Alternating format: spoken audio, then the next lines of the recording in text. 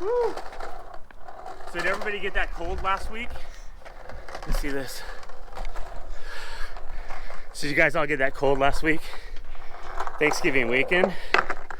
Yeah, our whole family had that. Kind of sucked. I think I had 5 minutes of a fever. Maybe 15 minutes. God will never give you more than you can handle. Started feeling anxiety around it. You know, catching mono 7 or 8 months ago, whatever it is now, took me out for 4 months, almost killed me with that. If it wasn't my wife meeting somebody at the hospital, go ahead, Kelly, meeting some old people at the hospital, and they prayed intercessory prayer over me, I'm not sure I would be here today. They quite literally put a belief in my wife, supernatural belief into her, and my demeanor from being combative, and being in la la land and not making any sense completely changed.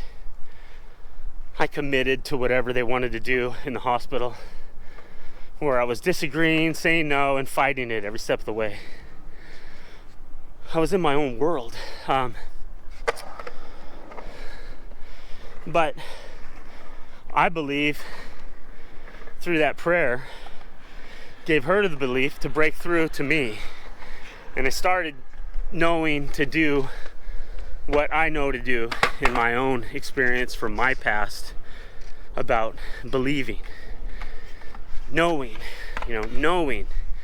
that I'm going to recover and get better, even to the cocky point of acting like in my own dream reality I was in, okay, God, let's show these people a miracle today.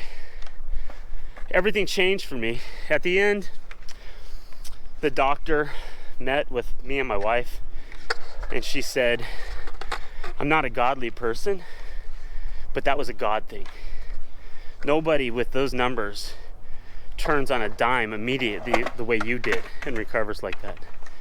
So that built a foundation in my wife for believing now. I think she always believed there was a higher power, but now she knows it.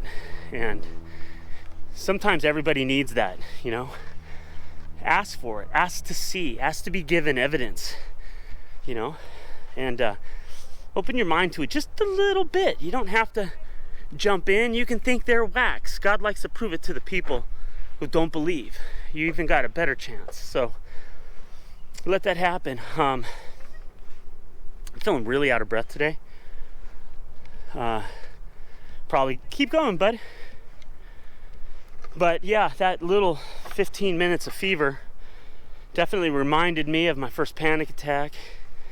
When I got COVID, I had 21 days of a fever. And then a year and a half later, this mono thing happens to me.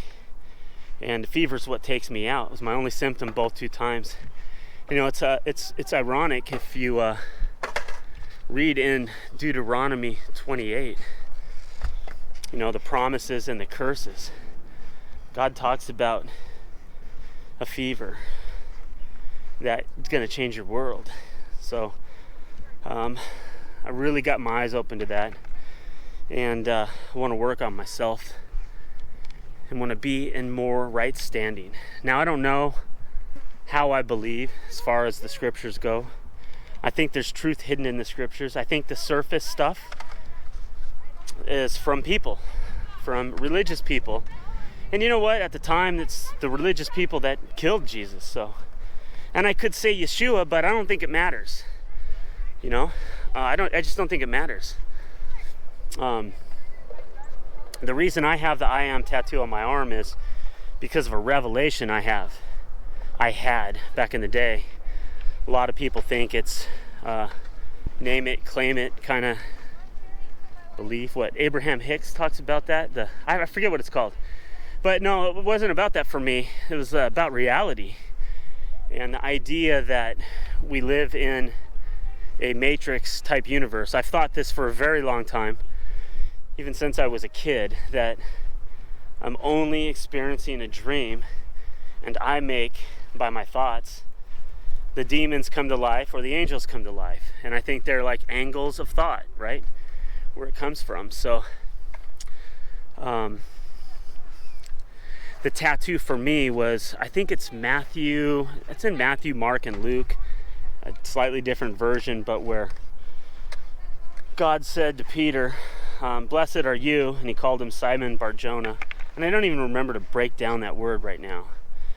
But he's basically telling him that I'm going to build my church on this rock.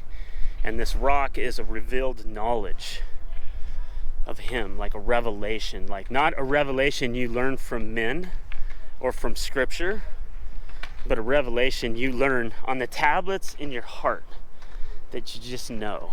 So I tattooed that on my arm myself one night, and it was like for me to remember as I'm creating fantasies or realities that are not good for me or, for my family, that I need to remember that I am the creator of those fantasies. So it's not like that I am God, but maybe a child of the Most High. Maybe as, Jesus is in me and Jesus is with God. You say that and some people want to crucify you. So take it however it either helps you or not. Just take it for however you see it. But for my thoughts to be able to, prophesy a good future, a reality that I want to experience here while I'm still working on being a better programmer so that I can program the reality I want. It makes me think back to the Bible scriptures where Jesus is saying, think of things that are not as though they were, and then confess that with your mouth. So that's where I'm at, and that's what my journey is leading me to. I don't go to church. I read the scripture, but like I said, I'm not looking for somebody to explain it to me. It doesn't matter. It really matters when the tuning fork goes off in me and I take a revelation of that. So anyway, that's my 2 cents for today, this session. Let's get back into this. Let's watch the kids. I'm using the microphone in the back now. Say something, Seth. Like and subscribe. Like and subscribe. And there goes Phoenix. She looks like she crashed a lot wearing those pants, but they were bought like that. Woo! Good job, Birdie. Boy, don't get your hair in the wheels, man. Woo! You're down low.